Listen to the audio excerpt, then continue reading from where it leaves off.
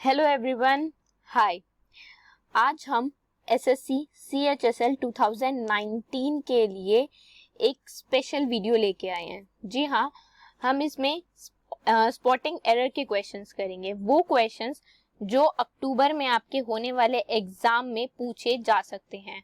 जी हाँ, ये वही क्वेश्चन होंगे जिसमें से जो एरर इसमें पूछी जाएगी, इन क्वेश्चंस में पूछी जाएगी, उसी में से वही एरर आपके एग्जाम में आ सकती है।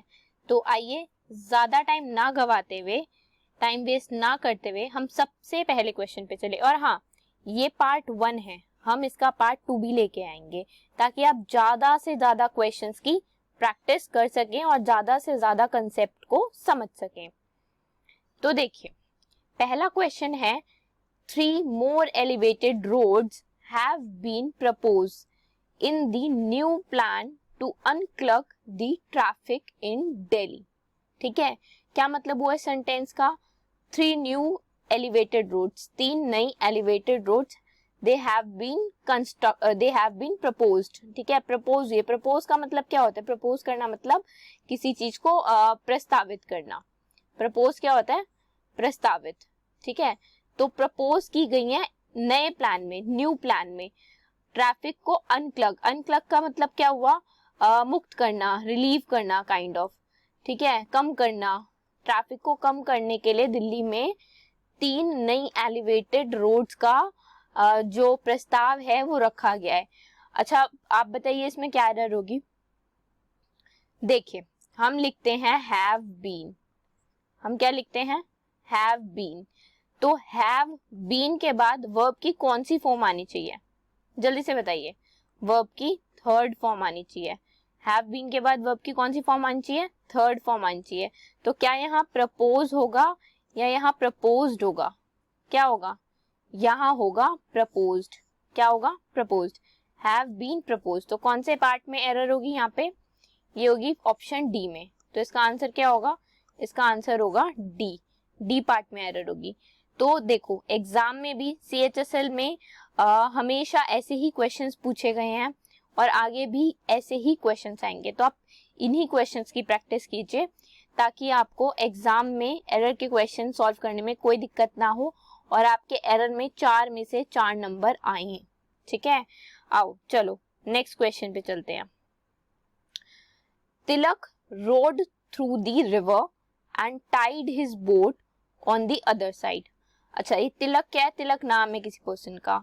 रो करना क्या होता है? ये होता है रोड, मतलब रो, जो रो, ये है रो। ठीक है, ये ई नहीं आएगा। रो का मतलब क्या होता है? देखो, रो का मतलब होता है नाव चलाना। ठीक है, नाव ले जाना। तो इसमें ईडी लगा दिया तो ये वर्ब की क्या हो गई? Second form. रो वर्ब थी और उसकी ईडी लगाने से सेकेंड फॉर्म रोड हो गई। तो तिलक रोड थ्रू द रिवर। अच्छा, एक बात बताओ, यहाँ थ्रू आएगा या अक्रॉस आएगा? जब भी हम रिवर के आर पार जाने की बात करते हैं, मतलब एक जगह से दूसरी जगह जाने की बात करते हैं, देखो, एक होता है अक्रॉस, जो इसका करेक्ट आंसर होगा। मतलब यहाँ पे जो आंसर होगा, यहाँ पे भी डी आंसर होगा जो होगा। और इसमें क्या होगा? थ्रू की जगह क्या आएगा? अक्रॉस। क्यों आएगा? क्योंकि देखो, थ्रू और अक्रॉस दोनों क्या है? प्रेपोजिशन है। क्या है? प्रेपोजिशन। जब हम एक जगह से दूसरी जगह पार जाने की बात करते हैं तो हम अक्रॉस लगाते हैं।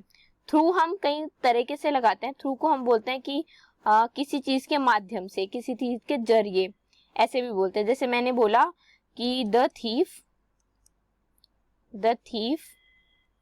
Come through the window. क्या बोला? The thief come through the window. Window के रास्ते से आया, विंडो से आया, हम ऐसे बोलते हैं। ठीक है, या they talk through night. They talk मतलब बात करना। दे टॉक थ्रू नाइट या थ्रू आउट नाइट या कुछ भी ऐसे हम बोल सकते हैं। ठीक है, अब बात आई अक्रॉस की। अक्रॉस में हम कैसे यूज करते हैं? हम बोलते हैं एक चीज के आर पार, दूसरी तरफ। मतलब जैसे मैं बोलूं कि मैं डेजर्ट में इधर से उधर गई। ठीक है, एक तरफ से दूसरी तरफ गई। या फिर जैसे मैं बात करूं ब्रिज की, कि देयर इज अ ब्रिज। क्या है? देयर इज अ ब्रिज, एक ब्रिज है अक्रॉस द रिवर, रिवर के उस पार क्या है, एक ब्रिज है। तो जब भी रिवर या ऐसी किसी चीज की बात आती है तो हम क्या लगाते हैं, हम हमेशा अक्रॉस प्रेपोजिशन का यूज करते हैं। या मैं बोलूं वी वर पासिंग, मैं बहुत बार डेजर्ट डेजर्ट बोल रही हूँ, उसका भी एग्जांपल दे देती हूँ। जैसे मैंने बोला वी वर पासिंग, हम कहाँ से पास कर रहे थे, अक्रॉस द डेजर्ट। कहाँ से, अक्रॉस द डेजर्ट, डेजर्ट से पास कर रहे थे। तो ऐसे केस में भी हम अक्रॉस का ही यूज करते हैं। तो क्या आएगा, तिलक ने बोट को क्या किया, रो किया, कहाँ, अक्रॉस द रिवर, मतलब रिवर के उस पार ले गया। And tied his boat to the other, मतलब जो तिलक है वो अपनी बोट को रिवर के दूसरी ओर ले गया और उसको क्या कर दिया, टाई कर दिया, बांध दिया, अपनी बोट को बांध दिया दूसरे छोर पे, दूसरी तरफ। ठीक है, तो इसका आंसर क्लियर है। आइए नेक्स्ट पे चलते हैं। I visited my friend to whom I had made appointment. I had made an appointment. क्या ये an appointment ठीक है, बिल्कुल ठीक है भैया, कोई गलती नहीं है। ऐसे मेरे बोलने पे शक मत किया करो, थोड़ा सा पढ़ा करो, समझा करो। ठीक है, तो क्या क्या क्वेश्चन था, I visited my friend, मैं अपने फ्रेंड से मिला, to whom I had made appointment, मैं अपने फ्रेंड से मिला, and I had made an appointment, जिसके साथ मैंने अपॉइंटमेंट की थी। तो आई हैड मेड अपॉइंटमेंट किसके साथ थी, साथ, बार बार बोल रही हूँ साथ, तो क्या आएगा, विद आएगा।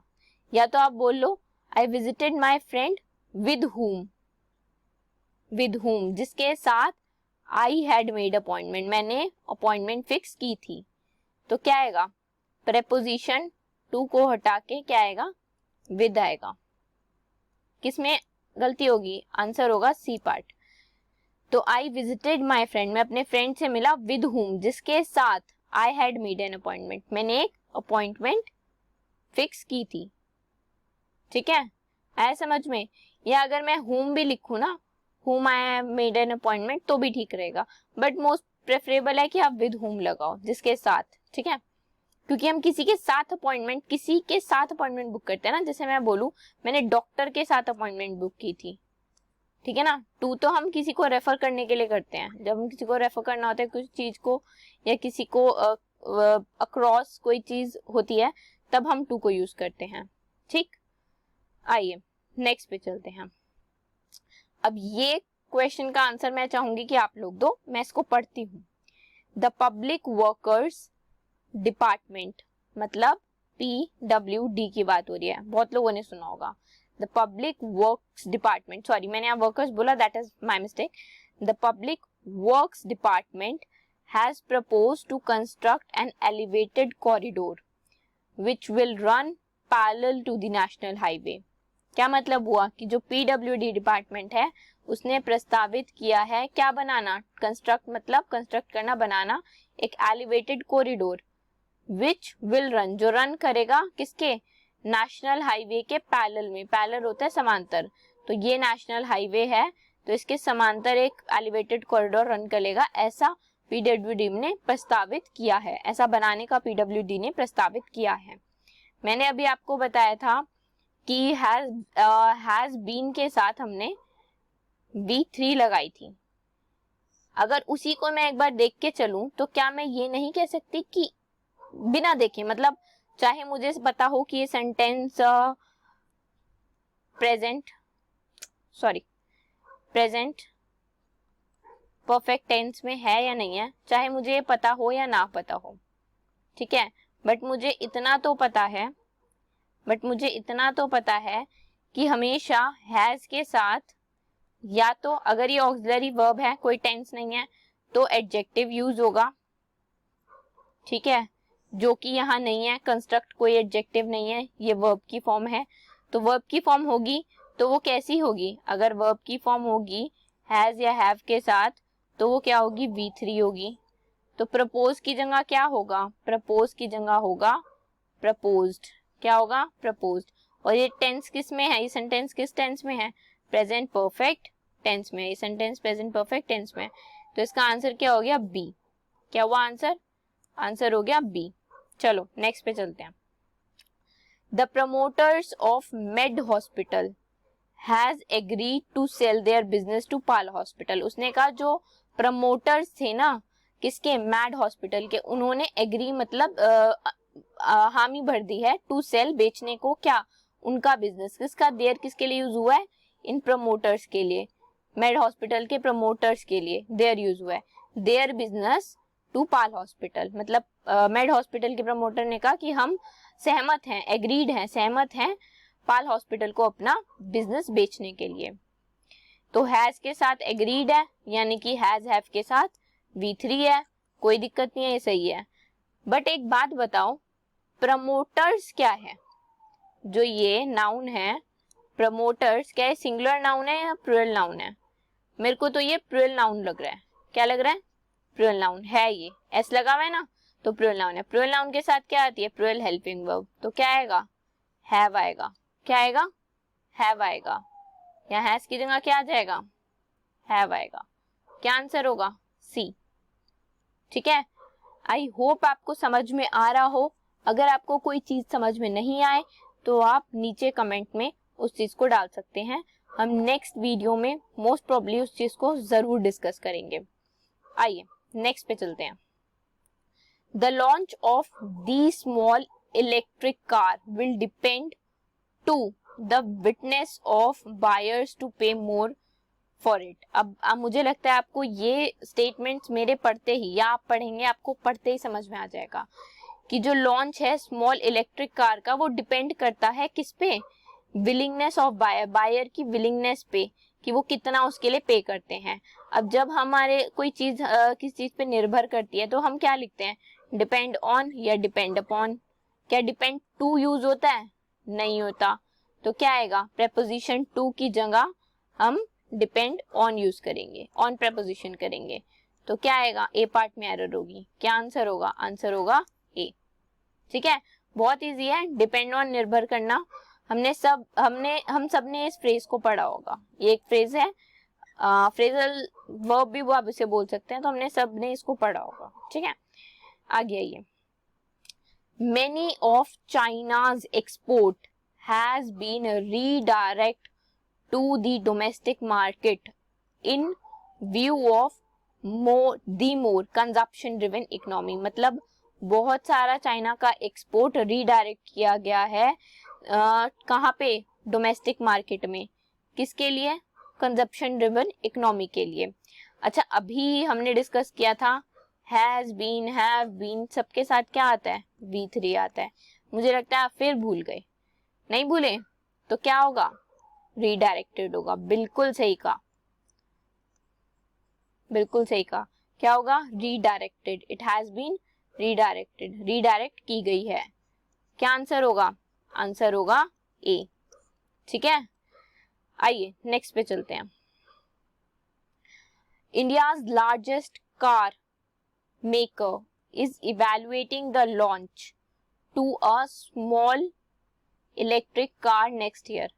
मैं चाहूंगी आप लोग इसका आंसर दें कि क्या होगा इसका answer. India's largest car maker, India का लार्जेस्ट सबसे बड़ा कार मेकर इवेलुएट कर रहा है, इज इवेलुएटिंग, कौन सा टेंस है, प्रेजेंट कॉन्टिन्यूअस टेंस। ठीक है, क्या है, प्रेजेंट कॉन्टिन्यूअस टेंस है। तो लार्जेस्ट कार मेकर इवेलुएट कर रहा है लॉन्च, किसका लॉन्च, एक स्मॉल इलेक्ट्रिक कार का लॉन्च अगले साल। तो क्या प्रेपोजिशन टू यूज होगी या प्रेपोजिशन ऑफ यूज होगी, आप मुझे बताइए कौन सी प्रेपोजिशन यूज होती है। ऑफ किसको कनेक्ट करेगा, ऑफ कनेक्ट करेगा एक नाउन स्मॉल इलेक्ट्रिक कार को उसके लॉन्च से। तो जब कनेक्शन की बात आती है तो ऑफ यूज होता है, टू यूज नहीं होता। क्या यूज होता है, ऑफ। क्या होगा, India largest car maker is evaluating the launch of something. क्या होगा, लॉन्च ऑफ समथिंग, किस चीज का लॉन्च होगा ना, तो लॉन्च टू समथिंग नहीं होता, क्या होता है, लॉन्च ऑफ समथिंग। इस सेंस में, इस सेंटेंस में ऑफ प्रेपोजिशन ही आएगा। ठीक है, लॉन्च ऑफ समथिंग होगा, launch of small electric car. क्या आंसर होगा, आंसर होगा डी। ठीक है, आइए नेक्स्ट पे चलते हैं। Miss Sangeeta Malik, Mrs. Sangeeta Malik is one of the favorite teacher of most children in our school. पहली बारी में देखोगे एरर नहीं समझ में आएगी, बट ध्यान से देखोगे तो बिल्कुल समझ में आएगी। जो संगीता मलिक हैं वो फेवरेट टीचर है हमारी, किसकी? हम सब बच्चों की, मोस्ट बच्चों की। हमारे स्कूल में मोस्ट बच्चों की फेवरेट टीचर कौन है? संगीता मलिक। तो वन ऑफ कितनी बार रटते हो के साथ क्या आएगा? प्लूरल नाउन या प्लूरल प्रोनाउन, ठीक है? बहुत बार रटते हो ना, पर जब ऐसे सेंटेंस आता है तो कंफ्यूज हो जाते हो कि यहाँ पे फिर यहाँ देखने लगते हो कि यहाँ ऑक्सिलरी वर्ब कहाँ गया, इज, वॉज, वर, ऐसा तो कुछ लिखा ही नहीं जिसे हम बाद में बोलें कि सिंगुलर होगा या प्लूरल होगा, वो चीज देखें तो वो तो यहाँ पे है ही नहीं। तो इसको गलती से अगर मान लो यहाँ नो एरर का ऑप्शन आ गया तो वो मार्क कर जाते हो नो एरर। क्यों भाई? ये याद कौन रखेगा कि प्लूरल नाउन आता है, प्लूरल प्रोनाउन आता है, ये कौन याद रखेगा कि टीचर्स होगा। क्या होगा? टीचर्स होगा। टीचर थोड़ी होगा one of the favourite teacher. बहुत सारी टीचर्स में से एक है ना मिस मलिक, संगीता मलिक जो हैं वो बहुत सारी टीचर्स में से एक है ना, तो favourite teachers of most children ऐसे आएगा। किस पार्ट में एरर होगी? यहाँ आएगा टीचर्स, सी पार्ट में एरर होगी। क्या आंसर होगा? सी आंसर होगा। आगे आओ। I expect to return from Singapore during about a week's time. अच्छा, आई एक्सपेक्टेड टू रिटर्न, ठीक है, मैंने एक्सपेक्ट किया था वापस आना, रिटर्न करना फ्रॉम सिंगापुर। ड्यूरिंग समय को दर्शाता है कि किसी काल के लिए, मतलब किसी पीरियड के लिए या थ्रू आउट किसी चीज के लिए, वो ड्यूरिंग होता है। During about a week's time होगा या during in a week's time होगा? ये अबाउट आएगा या ड्यूरिंग आएगा? क्या आएगा? हो गई कंफ्यूज, यहीं पे हो गई कंफ्यूज। चलो, एरर है बी में, इतना ही बता देती हूँ। एरर क्या होगी? क्या हटाऊं? ड्यूरिंग हटाऊं कि अबाउट हटाऊं? क्या हटाऊं बताती हूँ। इन अ वीक्स टाइम कितनी बार पढ़ा है, पर पढ़ के भूल जाते हो। इन अ वीक्स टाइम का क्या मतलब होता है? एक सप्ताह के अंदर, एक सप्ताह के अंदर ऐसे बोलते हैं ना। तो क्या आएगा? अबाउट हटेगा या ड्यूरिंग हटेगा? क्या हटेगा? अभी भी कंफ्यूज हो? क्यों कंफ्यूज हो भाई? ड्यूरिंग हटेगा, ड्यूरिंग हटेगा, ठीक है? क्योंकि ड्यूरिंग हम अभी मैंने बोला कि ड्यूरिंग किसके लिए होता है? थ्रू आउट, किसी समय के दौरान। समय तो दे दिया ना वीक, तो जब एक वीक दे दिया, एक सप्ताह दे दिया, तो ये भी तो एक समय हुआ ना, एक सप्ताह के दौरान। तो जब एक समय इधर दे दिया तो इसको दोबारा लिखने का क्या मतलब है? ड्यूरिंग भी तो वही एक टाइम क्लॉज ही डिफाइन कर रहा है ना, तो बार बार एक ही चीज को डिफाइन करने का क्या मतलब बनता है? एक बार यहाँ वीक्स लिखो, एक बार ड्यूरिंग लिखो, तो या तो ये हटाओ या ये हटाओ। मोस्ट प्रोबेबल क्या होगा कि ड्यूरिंग हटा दो, तो ड्यूरिंग नहीं आएगा, क्या आएगा? इन आएगा। मतलब क्या होगा? आई एक्सपेक्ट टू रिटर्न, मैंने एक्सपेक्ट किया था सिंगापुर से रिटर्न करना, वापस आना, फ्रॉम सिंगापुर, ठीक है, from Singapore in about, about मतलब लगभग, यहाँ अबाउट का क्या मतलब है? लगभग। In about a week's time, एक सप्ताह के अंदर, लगभग एक सप्ताह के अंदर मैंने आना एक्सपेक्ट किया था, ठीक है? चलो आगे बढ़ते हैं। The blue lotus is one of the most beautiful flowers. अब देखो, जैसे वहां टीचर्स था वन ऑफ के साथ, यहाँ क्या है? फ्लावर्स है वन ऑफ द के बाद। तो फ्लावर्स विच, अब आई बात, which grow in our garden, क्या आती है? सिंगुलर वर्ब आती है। कभी प्लूरल वर्ब देखी है? नहीं देखी। क्या आती है? हमेशा सिंगुलर वर्ब्स आती है, ठीक है? विच और दैट दोनों यूज हो सकते हैं, यहाँ कोई गलती नहीं है। ये मत समझना कि विच ही आएगा या दैट ही आएगा, कुछ भी यूज हो सकता है, ठीक है? कई लोग विच पढ़ते हैं, कई लोग दैट पढ़ते हैं, पर मैं बता रही हूँ दोनों चीज आ सकती है, दोनों में से कोई भी गलत नहीं है, दोनों सही है। कहाँ एरर होगी? यहाँ ग्रोज में एरर होगी, एस नहीं आएगा, ग्रो आएगा, क्योंकि क्या यूज होगी? सिंगुलर वर्ब यूज होगी। आओ नेक्स्ट पे चलते हैं। On Sunday Rahul visited his professor to whom he had an appointment। अब वही अपॉइंटमेंट किसी के साथ होती है, विद whom, कि राहुल ने विजिट किया अपने प्रोफेसर को विद whom, जिनके साथ he had an appointment, उसकी अपॉइंटमेंट थी। किसकी अपॉइंटमेंट थी? राहुल की अपॉइंटमेंट थी। क्या आंसर हुआ? आंसर हुआ ए। आगे बढ़ते हैं। The soldiers have no choice when to obey the commander। when का मतलब क्या होता है? when होता है जब। क्या होता है? जब। पढ़ा है ना when, जब। कंजक्शन है ये, ठीक है। तो soldiers have no choice, soldiers के पास कोई चॉइस नहीं थी, कोई विकल्प नहीं था। किस चीज के लिए? Obey the commander. ओबे क्या होता है? पालन करना। कमांडर, उनके कमांडर को पालन करने के अलावा कोई चॉइस नहीं थी, या फिर उनके कमांडर को पालन जब करने के लिए चॉइस नहीं थी। जब तो अलग बन रहा है ना, जब तब वाली बात तो अलग हो रही है ना, डिफरेंट हो रही है, सेंटेंस में फिट नहीं हो रही। तो क्या होगा? कॉन्ट्राडिक्शन है ये, कि उनके पास कोई चॉइस नहीं थी, बस अपने जो कमांडर है उसको उन्होंने, उनकी बात को उन्होंने ओबे करना था, उसके अलावा उनके पास कोई भी चॉइस नहीं थी। वो ये कहना चाह रहा है। तो ऐसे में जब हम कंट्राडिक्शन या कुछ ऐसे कोई कॉन्ट्रास्टिंग क्लॉज इंक्लूड करते हैं, तब हम बट का इस्तेमाल करते हैं। He has no choice but to obey, मतलब उसको बट टू ओबे जैसे ही हम बोल देते हैं ना, बट टू डू समथिंग, जैसे इसमें आ गया बट टू ओबे, मतलब उसको ओबे करना ही पड़ा, उन सोल्जर्स को ओबे करना ही पड़ा। They have no choice but to obey, ठीक है। तो यहाँ क्या आएगा? व्हेन की जगह क्या आ जाएगा? But. Option A, answer A is the correct one. आगे बढ़ते हैं। आई होप आपको ये क्वेश्चंस अच्छे लग रहे होंगे, और इन्हीं में से देखिएगा, इन्हीं पे ही बेस्ड आपके एग्जाम में क्वेश्चंस आएंगे। The number of visitors at the fair were much larger than expected, ठीक है। क्या आंसर होगा? कोई मुझे बता सकता है? The number of visitors, the number of something, या अ नंबर ऑफ समथिंग, ये भी पढ़ा होगा आप लोगों ने, मैं बस रिवाइज करा रही हूँ आपको, ठीक है। नहीं पढ़ा तो आइए यहाँ समझ लेते हैं। जब भी द नंबर होता है, द नंबर ऑफ समथिंग, तो ये होता है डेफिनेट, मतलब हमें पता होता है कि कितना है, काइंड ऑफ। तो द नंबर ऑफ कोई भी नाउन हो, जैसे प्लूरल नाउन हो या कुछ भी हो, पर वर्ब जो आती है वो सिंगुलर ही आती है हमेशा, क्योंकि द नंबर जो होता है ना वो डेफिनेट हो जाता है कि इतने हैं। द नंबर ऑफ विजिटर्स, जितने वहां दिख रहे हैं उतने, द नंबर पर्टिकुलर बंदे हो जाते हैं वो, तो वो क्या ट्रीट होता है? सिंगुलर। अ नंबर ऑफ कोई भी, अ नंबर ऑफ विजिटर्स, मतलब कितने हैं मुझे खुद नहीं पता कितने विजिटर्स हैं, क्या है क्या नहीं है, तो वहां पे क्या यूज होता है? वहां पे यूज होती है प्लूरल नाउन।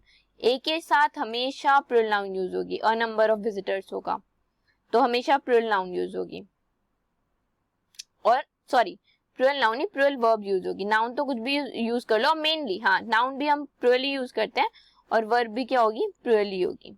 क्या होगी? वर्ब भी क्या होगी? प्लूरल ही होगी, ठीक है। बट अभी क्या लिखा है? अभी लिखा है द नंबर, तो द नंबर ऑफ विजिटर्स के साथ क्या आएगा? Was. The number of visitor at the fair was much larger than expected, जितना एक्सपेक्ट किया था उससे ज्यादा थे विजिटर्स। तो आंसर क्या होगा? आंसर होगा डी। आगे बढ़ते हैं। No sooner did the comedian begin his act when the audience roared with laughter. सबको पता है नो सूनर के साथ क्या आता है, जल्दी बताओ। No sooner than, hardly scarcely when, ठीक है। तो हार्डली स्कार्सली के साथ व्हेन आता है, बट यहाँ व्हेन गलत होगा, क्योंकि नो सूनर के साथ क्या आता है? देन आता है। क्या आता है नो सूनर के साथ? देन आता है, ठीक है। और ये डिड सही है, हमेशा इन्वर्जन फॉलो करेगा।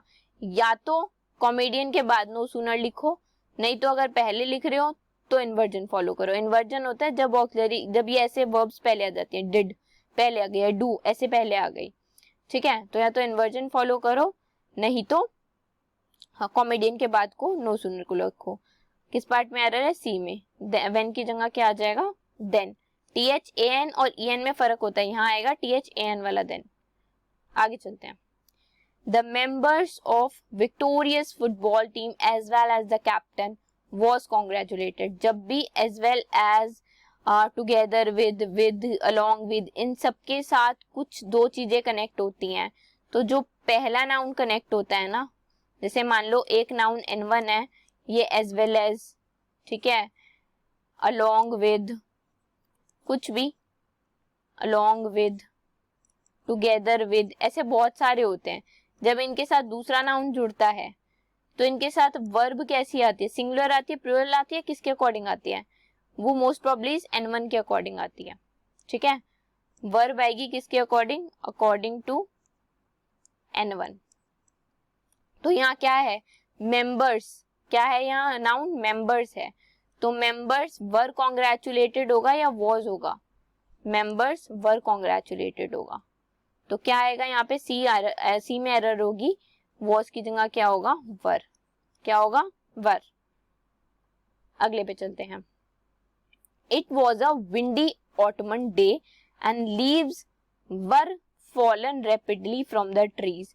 वो कह रहे एक विंडी, विंडी मतलब हवादार ऑटमन डे था और पत्ते गिर चुके थे या गिर रहे थे, तेजी से रैपिडली गिर रहे थे या गिर चुके थे, गिर रहे थे.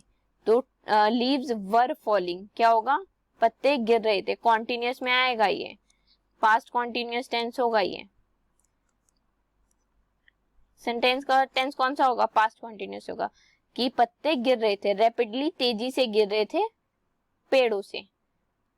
तो क्या होगा, फॉलन की जगह क्या होगा, फॉलिंग. किस में एरर होगी, बी में. ठीक है, आइए नेक्स्ट पे चलते हैं. Each of the pictures have been signed by the football star. प्रत्येक पिक्चर फुटबॉल स्टार के द्वारा साइन की है. प्रत्येक, प्रत्येक का मतलब क्या होता है, हर एक. हर एक का क्या मतलब हो गया, ईच ऑफ क्या हो गया, एक तरह से सिंगुलर आइडेंटिटी हो गई. क्या हो गई, सिंगुलर हो गई. तो क्या वर्ब सिंगुलर होगी, प्लूरल सिंगुलर होगी ना बेटा. क्या होगा, हैज. हैव की जगह क्या होगा, हैज. ईच ऑफ के साथ हमेशा हैज ही आता है, ईच के साथ हमेशा हैज ही आता है. ठीक है, ईच के साथ हमेशा हैज ही आता है, सिंगुलर ही आती है. तो क्या हो जाएगा, और ईच ऑफ के साथ हमेशा याद रखना, हमेशा ईच ऑफ के साथ सिंगुलर वर्ब ही यूज होगी. ठीक है, each of the pictures has been signed by the football star. आओ नेक्स्ट पे चलते हैं. My grandmother has been lives in Shimla since her childhood days. अब ये इसका आंसर तो मैं उम्मीद करती हूँ आप सबको पता होगा. ये टेंस बताओ मुझे, कौन सा टेंस है इस सेंटेंस का, प्रेजेंट, परफेक्ट, कॉन्टिन्यूअस टेंस, यही है ना. क्या होगा, हैव बीन लिविंग. क्या होगा, have been living in Shimla since her childhood. बचपन से उसकी ग्रैंडमदर शिमला में रह रही हैं. यहाँ आ जाएगा लिविंग. Answer D. नेक्स्ट पे चलते हैं. Very little metals are as precious as gold. अब बहुत बच्चों को यहाँ दिक्कत हो सकती है कि क्या आंसर होगा, क्या होगा, क्या नहीं होगा, क्योंकि यहाँ कंफ्यूजन होती है इन सेंटेंसेस में. ऐसे सेंटेंसेस में जो एरर आती हैं वो थोड़ी बहुत तो कंफ्यूजन क्रिएट करती हैं. अब यहाँ क्या है, very little metals are as precious. बहुत कम ऐसे मेटल्स होते हैं जो गोल्ड की तरह प्रीशियस होते हैं, कीमती होते हैं. तो अब मुझे एक बात बताओ, एक होता है लिटिल, एक एडजेक्टिव होता है लिटिल, एक होता है फ्यू. कौन सा आना चाहिए, क्या लिटिल सही है या लिटिल गलत है और फ्यू सही है, जल्दी से बताओ. लिटिल क्या है, लिटिल किससे डोनेट होता, क्या मतलब किस चीज, कौन सा नाउन बताता है. लिटिल हमेशा अनकाउंटेबल नाउन को डिनोट करता है, अनकाउंटेबल के नाउन के साथ ही यूज होता है. और दूसरी तरफ फ्यू जो है वो काउंटेबल नाउन के साथ यूज होता है. अब मुझे फटाफट ये बता दो कि यहाँ काउंटेबल नाउन यूज होगा या अनकाउंटेबल नाउन होगा. यहाँ काउंटेबल नाउन यूज होगा, बल्कि प्लूरल काउंटेबल नाउन होगा, मेटल. ठीक है, क्या होगा, प्लूरल काउंटेबल नाउन क्या है, मेटल. तो मेटल के साथ क्या यूज होगा, few. Very few metals are as precious as gold. क्या होगा, ये बी पार्ट नहीं होगा. Very few metals are as precious as gold. तो वेरी की लिटिल की जगह क्या आ जाएगा, फ्यू. D answer. आओ the little boy was so busy playing with his toy train that he do not even look up at us. मतलब जो लिटिल बॉय था वो इतना बिजी था खेलने में अपने टॉय ट्रेन के साथ कि उसने हमारी तरफ देखा भी नहीं। ठीक है, तो एक सेंटेंस तो पास्ट में कि वो इतना बिजी था कि उसने हमें अभी नहीं देखा या पहले नहीं देखा, पास्ट में ही नहीं देखा होगा ना, तो क्या आएगा, डिडंट। अब अगर एक चीज पास्ट में है सेंटेंस में और कोई कंजक्शन से जुड़ी हुई है तो मोस्ट प्रोबेबली दूसरी चीज भी क्या होगी, पास्ट में ही तो होगी। तो डू नॉट की जगह क्या आएगा, did not. He did not even look up at us, he did not even look up at अस। ठीक है, बी पार्ट में एरर होगी। आओ नेक्स्ट देखते हैं। We will use enamel paint, हम इनेमल पेंट यूज करेंगे on this wall because it gives a best finish. कभी भी सुपरलेटिव जो एडजेक्टिव्स होते हैं उनके साथ बेस्ट जैसे हो गया, क्या उनके साथ आर्टिकल ए यूज होता है, नहीं होता। क्या होता है फिर, द यूज होता है। तो आर्टिकल ए को रिप्लेस करेगा द। किस पार्ट में एरर है, सी पार्ट में, कि हम इनामल पेंट यूज करेंगे वॉल पे क्योंकि वो बेस्ट फिनिश देता है, अच्छा अच्छे से काम करता है, अच्छे से बोलते हैं ना अच्छी फिनिशिंग आई है, तो वही वो बेस्ट फिनिश देता है। तो क्या होगा, दी बेस्ट फिनिश। क्या आएगा, दी बेस्ट फिनिश।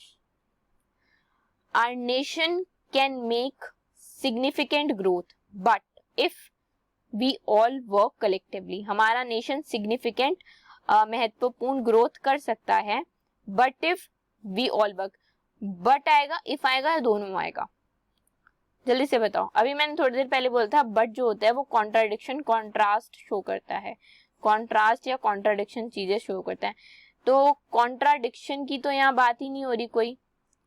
हमने बोला है कि हमारा नेशन सिग्निफिकेंट ग्रोथ करेगा अगर हम साथ काम करें, कलेक्टिवली इकट्ठे वर्क करें। तो अगर के लिए क्या होता है, इफ। तो इफ ठीक है, यहाँ पे सही है, तो क्या हटेगा, बट हटेगा। यहाँ से क्या हटेगा, बट हटेगा। आंसर किस पार्ट में होगा, ए पार्ट में आंसर होगा। ए पार्ट आपका करेक्ट होगा क्योंकि यहाँ से बट हटेगा। We our nation can make significant growth if we all work collectively, ये होगा। ठीक है, अगर हम सारे इकट्ठे काम करते हैं तो हमारा नेशन सिग्निफिकेंट ग्रोथ उसकी होगी। I will stop to refreshment at the next restaurant on the highway. मतलब आई विल स्टॉप, मैं रुकूंगा या रुकूंगी, टू रिफ्रेशमेंट का क्या मतलब, रिफ्रेशमेंट्स क्या होती हैं, जो हम थोड़ा लाइट खाना लेते हैं काइंड ऑफ, जब हम ट्रिप या पिकनिक पे जाते हैं। नेक्स्ट रेस्टोरेंट पे ऑन हाईवे पे जो अगला रेस्टोरेंट होगा उस पे मैं रुकूंगा और रिफ्रेशमेंट लूंगी या लूंगा होगा। क्या होगा, लूंगी या लूंगा। जब मैं कोई चीज खाती हूँ तो मैं बोलती हूँ ना आई हैड इट या आई विल हैव इट।